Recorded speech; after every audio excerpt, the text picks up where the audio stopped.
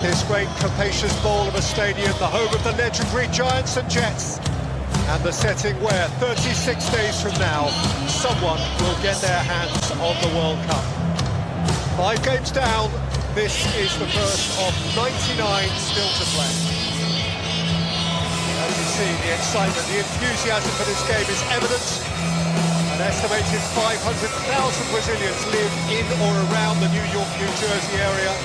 And there is a smaller but still substantial Moroccan population too. And here are the players they have come to see. Superstars from Brazil and the Moroccans who made themselves so famous in Qatar 2022. It's bound to give you confidence and belief that you can beat some of the so-called bigger teams, and they've got plenty of players in this starting 11 that will not forget their Qatari adventure in a hurry, so they cannot be discounted for progressing fairly far in this competition. As mentioned, so many of these folk, particularly in the yellow shirts, have travelled not so far, but of course many have travelled from one American continent to another, indeed west across the Atlantic from North Africa. I've seen pictures of Times Square last night, which was quite a sight. Packed full of rivalrous supporters revelling in each other's company. It was beautiful.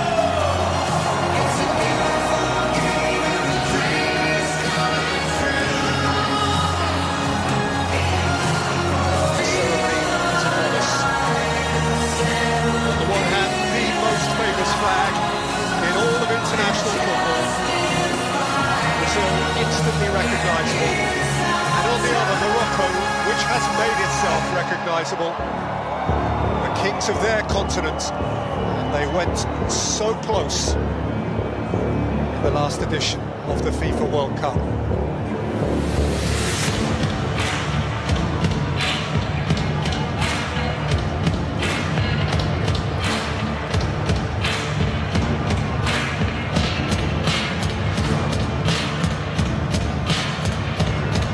Inside the New York Jersey Stadium, the capacity of which is 82,500, and every seat is expected to be occupied tonight.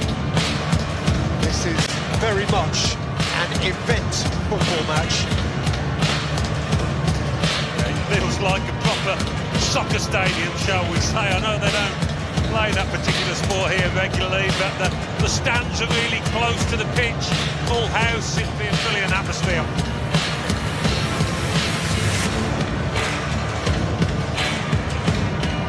There is the bulk of the Moroccan support behind one goal, a substantial patch of red inside a sea of yellow. Who would love to have seen Neymar take part?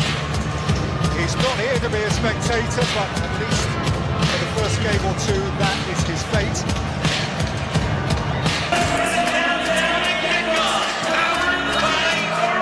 Brazil, always the principal attraction.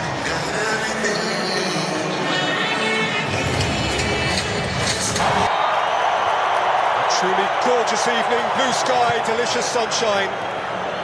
Santos, that was one of the positions which was worthy examination, and that is a very prompt and pretty hefty challenge, which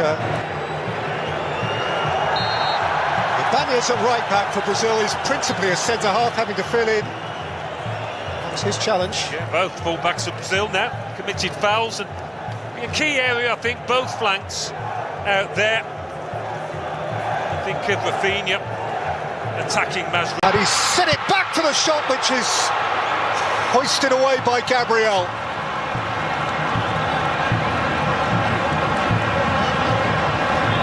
Al-Ainawi against Gabriel, who goes in for more and takes quite a hit.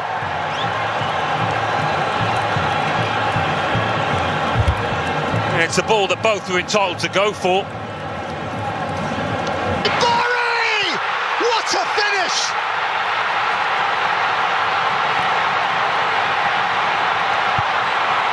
Amid the searing heat of New Jersey, Ismail Saibari lights up Moroccan hopes. immensely cool. But they've looked vulnerable, Brazil, every time Morocco have come at them. But this ball by Brahim Diaz was right through the heart of that Brazilian back four for this lad to run onto, and boy did he take it confidently. How much time has he got? Enough to look up. Perfectly weighted. I wondered whether Saibari was going to... Vinicius Junior lashes in the equaliser.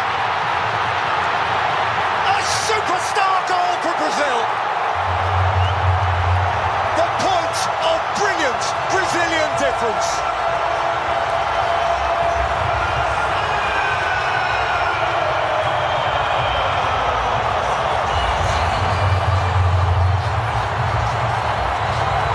Well, when you're struggling, when you can't string 2 or 3 passes together, when you're low on confidence, you look to your superstars to try and dig you out of a hole.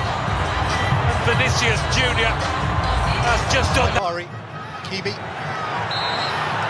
And his ankle tapped, he's got a free kick for that. Well, he's had a tough time, Hakimi, against his ex-teammate. Neymar is a spectator, which is the last thing he really wanted to be. He's anticipated he should be fit. Daniels ran into Diaz, and Morocco have a free kick.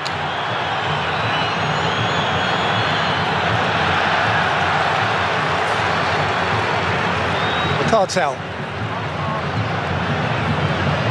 Santos! Bono got across to deny Paquetá what would have been a showpiece goal. It was well directed, not quite the power he would have wanted. It's not been the easiest of halves, Paquetá at times.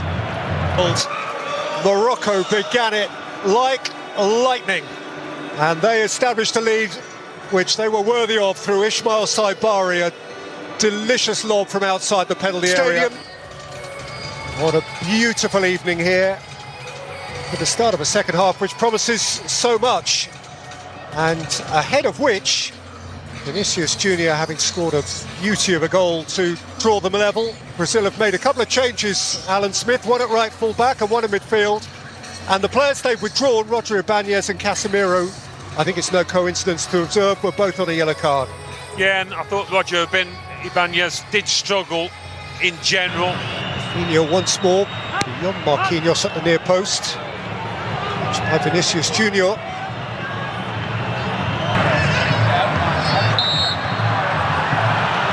Our referee's brought it back. Kibi is writhing.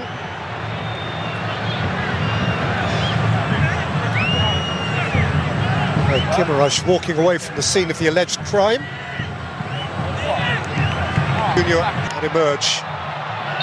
Saibari gets his free kick. Fabinho taking him out there. That's partly why he's on the pitch.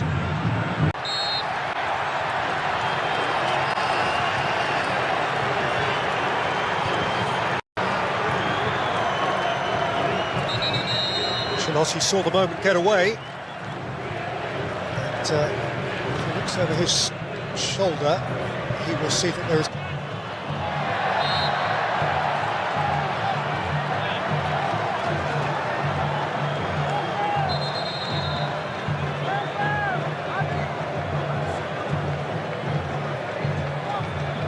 He's really covered some ground, but he couldn't quite get there in time, I don't think.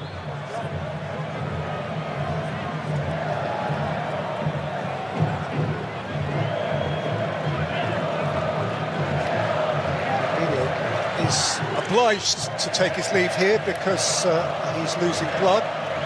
And here finally come those Moroccan changes which have been in the offing for quite a while. Jemstein Talbi is on to be introduced. Enrique driven across in front of Rafinha, who just could not get a toe on it.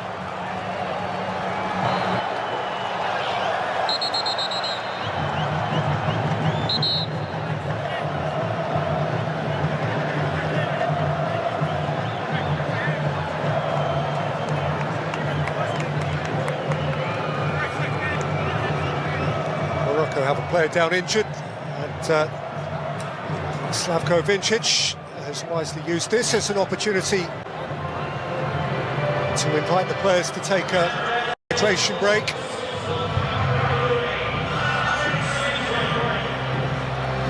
And Alan, as you identified very early in the piece, it's been a very different game of football since half-time, much more tactically tight and wary.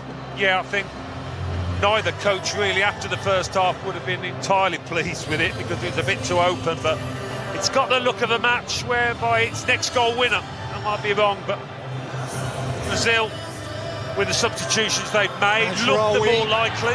Saibari! He's got a corner. All would have been waited. Set back by Vinny Jr. and Rafinha cracks it into the arms of the goalkeeper. He did well to control it actually, Rafinha. Not an easy angle. Thrusting. Mateus Cunha went to ground and asked a question, and the answer was corner. Yeah, he's so dangerous, so inventive. He's gone down again.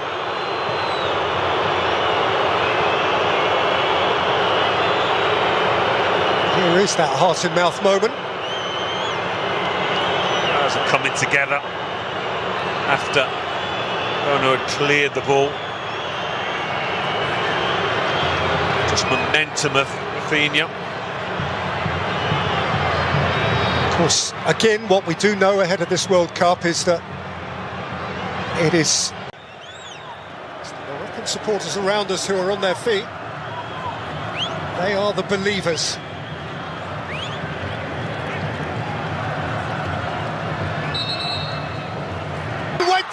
Went down again at the feet of Amai Mooney. Well, I thought he might be going. Houadi. And the end. They'll settle for that. They'll have to settle for that. Carlo Ancelotti caught between some sort of satisfaction and perhaps mild regret that Brazil couldn't come out of the blocks more assuredly than actually they